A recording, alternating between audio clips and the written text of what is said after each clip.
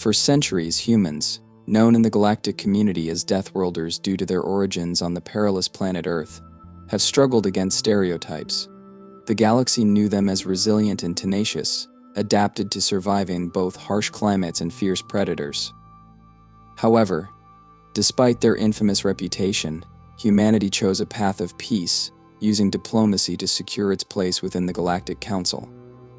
Human representatives prioritized trade, knowledge exchange, and humanitarian missions, earning allies and quieting fears, even as their reputation for dangerous resilience remained. Earth had only recently joined the sprawling Galactic Alliance, an interconnected network of advanced civilizations spanning countless star systems. Although Earth was one of the youngest members, it had quickly gained attention, both for its unique biological and cultural diversity, and for its capacity to endure and overcome. This interest wasn't always benign. Various species were fascinated, even intimidated, by how adaptable humans were, often witnessing how Earthlings could withstand conditions that others deemed impossible or hostile. Yet, for every species that welcomed humanity with open arms, there were those who resented Earth's rapid rise. Some viewed humans as opportunistic newcomers, willing to do anything for power and status. Others saw humans as primitive, their focus on emotional intelligence a weakness in the face of technological prowess and military dominance. But what disturbed many more than anything was humanity's unyielding patience. The Deathworlders, despite their reputation, chose to play the role of diplomats, advocating for peaceful resolutions and nonviolent negotiations.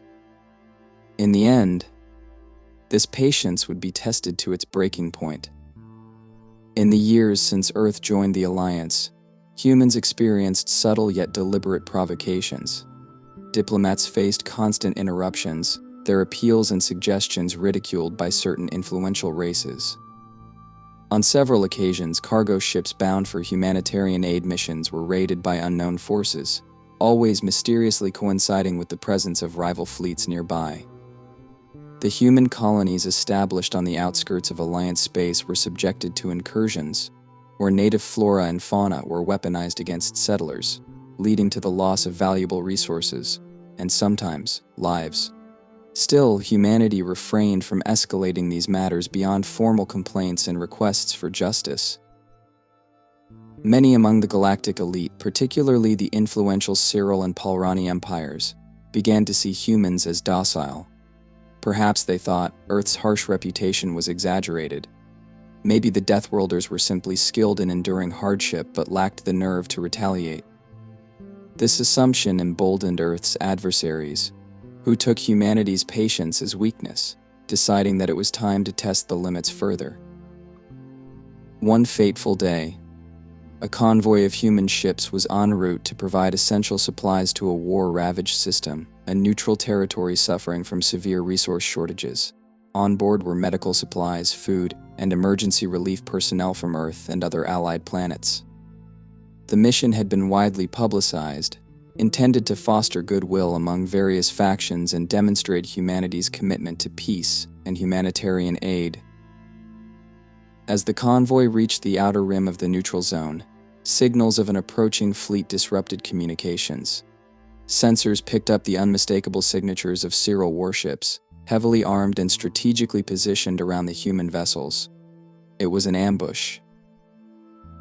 The Seral had masked their fleet's approach, taking advantage of the humanitarian mission's non-combat stance. Outnumbered and outgunned, the convoy had little chance to react. Several ships closed in, their heavy ion cannons tearing through the convoy's shields. The assault was swift, relentless, and devastating. Medical vessels were struck first, their unshielded hulls collapsing under the intense fire, scattering medical equipment, supplies, and debris into the dark void. Earth's rescue personnel, dedicated doctors and scientists perished in moments, their last actions spent trying to signal for help or shield the helpless. Some crew members managed to send distress calls, pleading for any allied vessels nearby to intervene, but Seral jammers blocked most outgoing signals. What little managed to break through revealed the grim truth to the galaxy: the Seral, backed by other rivals, had crossed the line. Even in a galaxy familiar with war and conflict, there were boundaries one did not cross. And yet, this merciless attack left humanity with a clear message: mercy and diplomacy would no longer protect them. The Galactic Council was split. Representatives from ally races denounced the Seral's attack, while the Seral Empire feigned ignorance.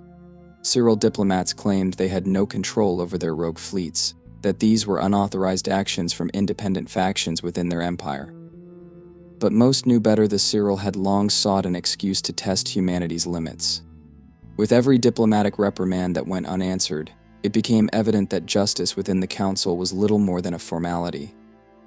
The Seral Empire understood this, and they manipulated it with calculated cunning. Allies of Earth grew frustrated. They saw this attack as more than an isolated incident; it was a dangerous precedent. If humanity's unarmed humanitarian mission could be obliterated without consequences, then no species was safe. Quiet conversations echoed through the council chambers. Alliances were reaffirmed, and preparations for war began in hushed corners of starship hangars. But humanity's response was, as always, tempered. While the galaxy rumbled with anticipation, Earth's leaders focused their energy on honoring those lost in the massacre, organizing vigils and memorials. Yet behind closed doors, a plan began to take shape. The leaders of Earth, represented by a coalition of diplomats, scientists, military officials, and cultural icons, gathered in the Planetary Council chamber. The walls displayed images of those who had perished, along with scenes from Earth's history, a history of resilience, of enduring impossible odds, and of fighting when no other options remained.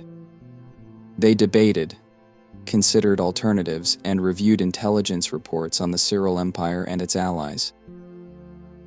It was clear to all in the room that Earth's position as a peaceful member of the galactic community was under siege.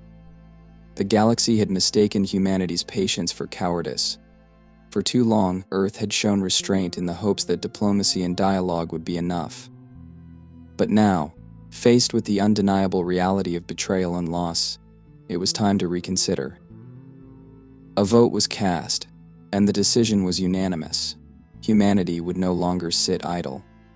A message would be sent across the stars, one that could not be ignored or dismissed. It would be felt, remembered, and respected. Orders were issued.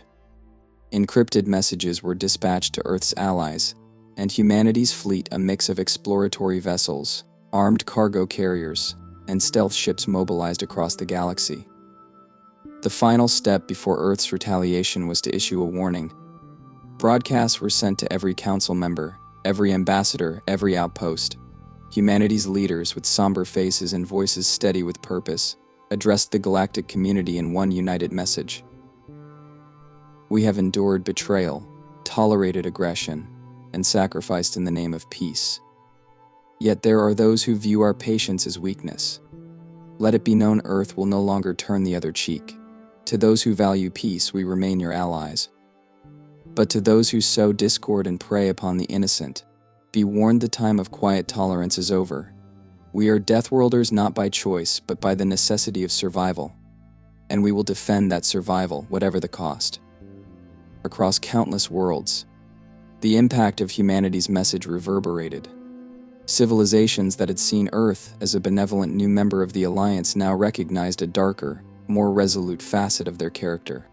Alien children listened wide-eyed to the story of how humans, often seen as warm and welcoming, had issued a proclamation that shook even the oldest empires to their core. In the days that followed, Earth's fleet, silent and relentless, moved toward Seral territory. The galaxy held its collective breath as Earth's message reverberated through the vast network of systems. Across star clusters, on every known planet, the warning lingered in conversations, unsettling even the oldest empires. Rumors spread like wildfire. Alien merchants, soldiers, and diplomats speculated about what humanity's sudden, chilling message truly meant. Those who had dismissed the Deathworlders as overly emotional or naive were forced to reevaluate their stance. Humanity's allies grew quiet, unsure of what was to come, while those who had counted themselves as Earth's adversaries grew wary, recognizing that a line had been crossed. Humanity's response began subtly. A mobilization of Earth's space fleets and special forces, once a quietly maintained entity, was suddenly visible. Ships that once patrolled Earth's colonies and trade routes shifted into tactical formations, a warning as much as a show of strength. Earth had often been mocked for its military forces, which some saw as rudimentary compared to the advanced weaponry of the galactic powers. But now the mobilization showed the galaxy something it hadn't expected. Earth's military wasn't as unprepared as many had believed. The human fleet moved with a terrifying precision, advancing with coordinated strikes on Seral outposts and strongholds. As the Seral Empire began to understand the depth of humanity's response, their fleets scrambled to mobilize defenses. However, Earth's strategy was methodical and uncompromising, far from the impulsive retaliation the Seral had anticipated. They hadn't expected humanity to plan with such cunning, but they were about to witness the relentless efficiency of a species used to enduring the harshest of environments. The first major encounter took place in the Fornax Expanse, a contested region of space just outside Seral-controlled territory. Seral outposts there had long served as listening stations and supply depots for their incursions into Allied space. These stations were essential for maintaining Seral's grip on the border, and their destruction would be a significant blow to the Empire's strategic hold. At dawn on a galactic standard day, the human fleet appeared in the Expanse, a vast array of warships and battle-ready vessels that had moved undetected thanks to advanced stealth technology Earth had kept hidden until now. To the surprise of the Seral outpost commanders, their scanners picked up nothing until Earth's ships were within striking range. In a matter of minutes, the human vessels unleashed a calculated assault, disabling communication systems and obliterating defensive barriers with pinpoint accuracy. The Seral forces tried to retaliate, but they were overwhelmed. They realized, to their horror, that Earth's weaponry was far more advanced than they'd been led to believe. High-energy plasma beams cut through Seral defenses with ease, while electromagnetic disruptors disabled key systems, rendering the Seral ships defenseless. Earth's lead commander, Admiral Lonnie Winters, stood on the bridge of the flagship Resolute, her gaze fixed on the unfolding battle. She had served in Earth's military for decades, and her strategic brilliance had long gone unnoticed by the wider galaxy. This was her moment, and she executed the assault with ruthless precision. Orders were given with a calm clarity, her voice echoing across every human ship. Disable their engines, take down their shields, make sure no signal escapes. They need to understand the price of betrayal. Under her command, Earth's forces showed no mercy. Seral soldiers who survived the initial assault attempted to surrender, but their signals went unanswered. The outposts were systematically dismantled, their defenses neutralized, and their control severed. Humanity's message was clear: there would be no compromises, no allowances. Earth's patience had reached its limit. News of the battle spread rapidly. Despite Earth's attempts to control information, galactic news networks scrambled to report on the assault, while citizens of countless planets watched in shock as footage leaked from Seral survivors, showing the aftermath of the battle. Seral ships lay in ruins, their once impenetrable strongholds reduced to twisted metal and debris, floating aimlessly in the void. At the Galactic Council, a hastily arranged meeting saw representatives from dozens of species gathered to discuss Earth's sudden shift. Among them were Earth's allies who defended humanity's actions, stating that the Seral had provoked Earth beyond what any civilization would tolerate. The Seral representatives, however, accused Earth of war crimes, painting humanity as violent aggressors. Tensions in the council chamber grew, with voices raised and accusations thrown back and forth. Earth's ambassador, Dr. Julia Nakamura, listened to the heated exchanges before she finally spoke, her calm yet firm voice silencing the room. Humanity has endured betrayal, loss, and humiliation, all in the name of preserving peace, she stated. But let it be known that we will not stand idly by as our people are slaughtered. The Seral have shown time and again that they hold no regard for diplomacy, only power. They have forced our hand, and now they will face the consequences. Dr. Nakamura's words hung heavy in the air. The Council understood that the Deathworlders had indeed been pushed too far. Humanity's strategic prowess lay in its adaptability. Their forces were not as vast or as technologically advanced as the Seral Empire's military, but what they lacked in scale, they compensated with innovation and relentless precision. Humanity had held back its most advanced weaponry, a decision born of their commitment to peaceful integration into the galactic community. But now, they had no such restraints. The Black Fleet, a hidden contingent of Earth's most powerful ships, cloaked in technology adapted from years of observing alien designs, was deployed. Each ship in this fleet was engineered with human ingenuity, designed for one purpose: to dismantle the military strongholds of Earth's enemies with swift and overwhelming force. The Black Fleet was unlike any other in the galaxy. Unlike the imposing behemoths favored by the Seral and other species, these ships were designed for stealth and agility. Their sleek, dark hulls absorbed light, rendering them nearly invisible against the backdrop of space. They were equipped with advanced AI systems, allowing them to analyze enemy weaknesses in real time and adjust tactics accordingly. The first target of the Black Fleet was a Seral military base deep within their territory, a base that Earth intelligence had identified as the command center for the recent attacks on human convoys. The fleet approached in silence, evading Seral sensors with ease. By the time the base's defense systems activated, it was too late. With surgical precision, the Black Fleet dismantled the base's defenses.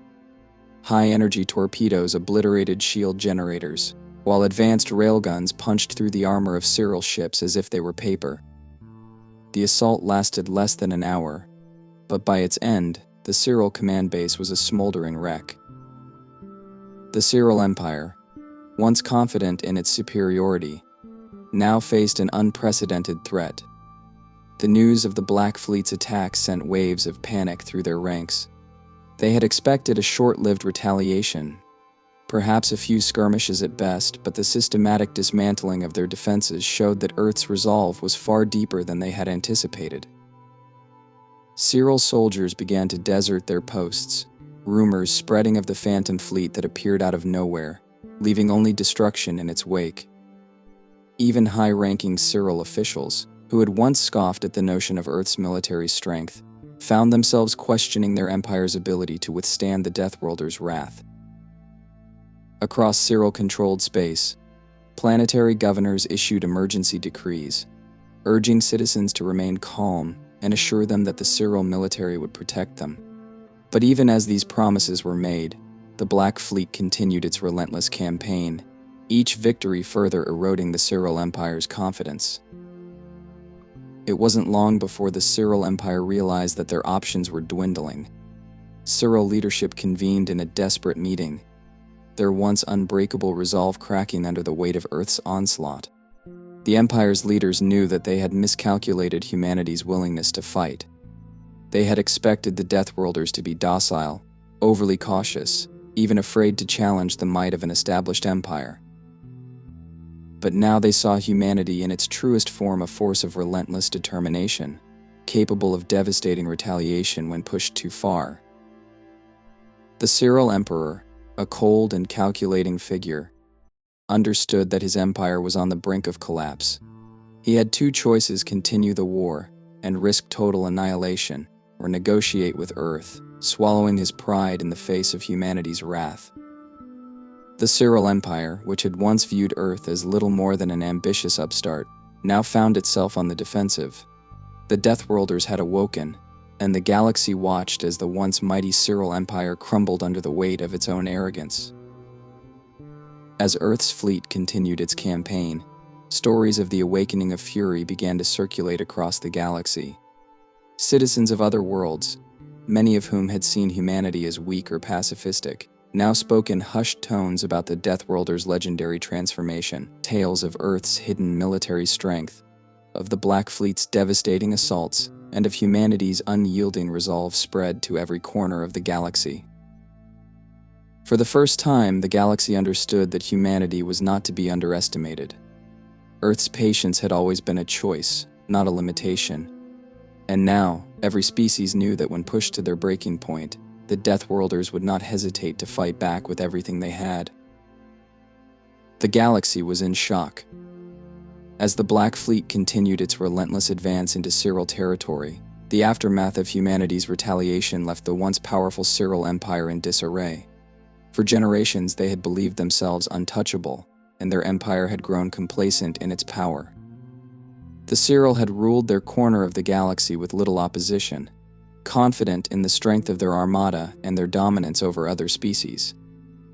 But now, faced with the unstoppable fury of humanity's forces, they began to understand that Earth's patience had been their only shield against humanity's strength. Across Seral-controlled planets, stories circulated about the human fleet that moved like a shadow, dismantling defenses and overwhelming entire bases with eerie precision. Seral generals, once defiant and unyielding, became shadows of their former selves as they struggled to rally their soldiers. Morale plummeted, and the Empire's leaders realized that surrender was becoming their only hope of survival. As humanity's forces continued their advance, one Seral commander decided to mount a final stand. Admiral Krell Tor, a celebrated Seral war hero known for his tactical prowess, was stationed at Davik's Prime, a heavily fortified military outpost in the heart of Seral territory. Krell Tor, unlike many of his colleagues, had studied Earth's tactics and knew better than to underestimate the Deathworlders. He recognized that humanity's patience had allowed them to observe, adapt, and perfect their strategies. And now, that patience had worn thin. Under Krell Tor's command, Davik's Prime's defenses were prepared with every available resource. The Admiral rallied his troops, giving a rousing speech about honor, resilience, and loyalty to the Empire. Though many Seral soldiers were demoralized by recent defeats, they found renewed determination in their leader's resolve. If humanity was to conquer the Seral Empire, they would have to break through Davik's Prime first. As the Black Fleet approached, Krell Tor deployed a tactical counterstrike, surprising Earth's forces with an intricate defensive maneuver. Seral fighters swarmed the human ships, attempting to disrupt their formation and cut off communication lines. Krell Tor's tactics nearly succeeded, as the human fleet found itself temporarily isolated and forced to recalibrate its strategy. But humanity's resilience was not so easily defeated. On board the flagship Resolute, Admiral Lonnie Winters analyzed Krell Tor's strategy with a keen eye. She recognized his moves for what they were: a desperate attempt to stall the inevitable. The human forces quickly adapted, leveraging their advanced AI systems and employing new formations to counter the Seral offensive. They moved with precision, shifting seamlessly to exploit every vulnerability in the Seral defenses. The battle raged for hours, with both sides taking heavy losses. The skies above Davik's Prime were filled with flashes of energy beams and explosions, lighting up the darkness of space. The Seral forces fought valiantly, but the outcome was inevitable. Humanity's fleet, strengthened by their unwavering resolve, broke through the Seral defenses one by one until Krell Tor's command ship was the last remaining stronghold. In a final act of defiance, Krell Tor attempted to ram his ship into the Resolute, determined to take down humanity's flagship even if it meant his own death. But Admiral Winters anticipated his move, issuing an order to disable his engines before he could execute the maneuver. The Seral command ship was left adrift, its systems failing and its crew defeated. With Krell Tor's surrender, Davik's Prime fell, marking the end of organized resistance within the Seral Empire. The remaining Seral forces scattered, their command structure broken, and their morale shattered. The once proud empire, which had stood as a beacon of power in the galaxy, was reduced to a shadow of its former self.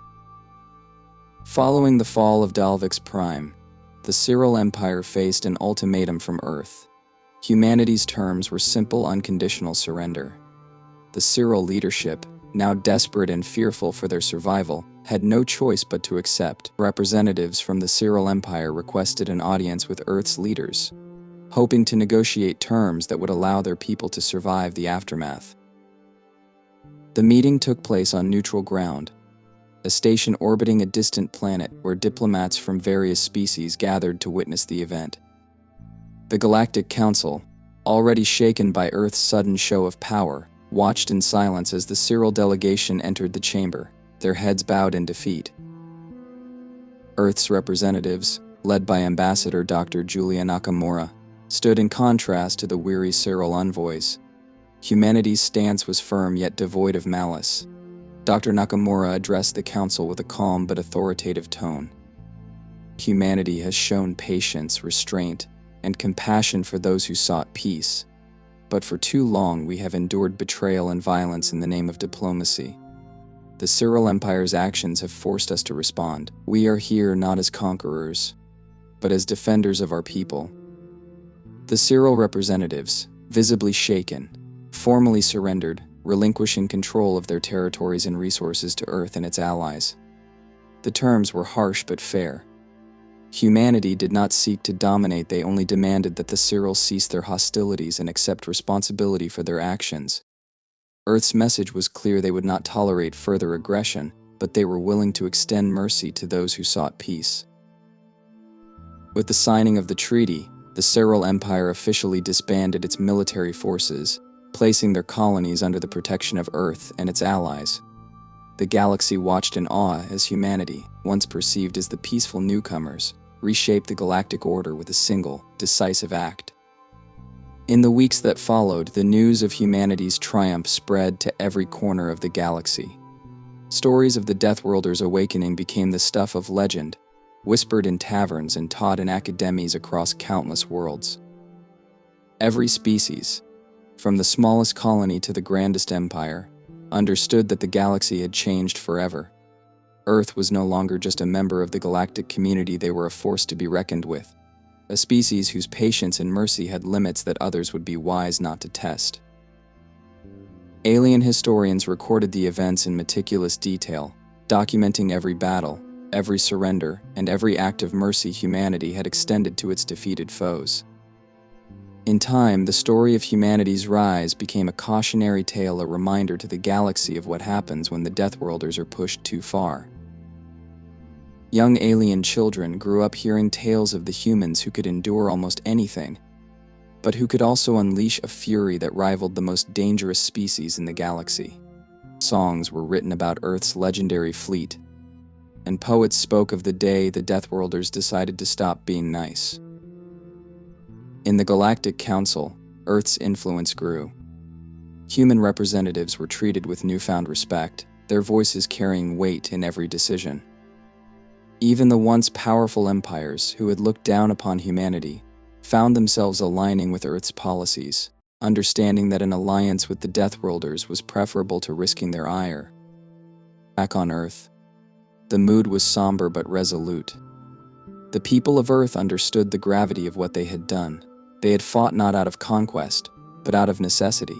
Humanity had shown the galaxy its strength, but they had also shown their willingness to seek peace, even after betrayal. Admiral Lonnie Winters, who had led the fleet to victory, returned to Earth as a hero. But despite the accolades and honors, she felt a heavy burden. She knew that humanity's actions had changed the galaxy's perception of them forever. Earth was now seen as both a protector and a formidable power, a role that came with great responsibility. In a public address, she spoke to the people of Earth and to the galaxy at large. We have shown that we will not tolerate injustice or aggression against our people, but let it be known that our desire for peace remains unwavering. We are not conquerors. We are allies, defenders, and friends to those who value peace. The path we have chosen is one of balance, a path that requires strength tempered with compassion. We hope that our actions will serve as a reminder to the galaxy that peace is a choice worth protecting. Her words echoed across the galaxy, solidifying Earth's new role as a guardian of peace and justice. Humanity's actions had redefined their place in the cosmos, and they intended to honor that role with humility and vigilance. Generations passed, and the events surrounding humanity's rise became woven into the very fabric of galactic history. For some species, the Deathworlders were revered as protectors, while for others they were feared as a force of nature. But regardless of perspective, one thing was certain: the legend of humanity's awakening would never be forgotten. On planets across the galaxy, Monuments were built to honor the fallen and to remember the day humanity chose to fight. These monuments served as reminders of the cost of betrayal and the importance of respect between species. Schools taught children about the Deathworlders and the values they upheld: resilience, compassion, and an unbreakable spirit. Humanity had proven that they were more than just survivors of a harsh world. They were defenders of a galaxy that, despite its diversity, shared a common desire for peace. With Earth's newfound influence, the Galactic Council entered a new era of unity. Species that had once been at odds found common ground, inspired by humanity's example. Earth's leaders used their influence to foster alliances, promote cultural exchange, and support efforts to address long-standing grievances between species. Human diplomats became champions of peace, using the weight of their reputation to mediate disputes and prevent conflicts. Though humanity's patience had limits, they remained committed to protecting the values that had guided them since joining the galaxy. The Deathworlders, once underestimated and misunderstood, had become the galaxy's guardians. And so, the legend lived on. Every species continued to tell stories about the day the Deathworlders decided to stop being nice.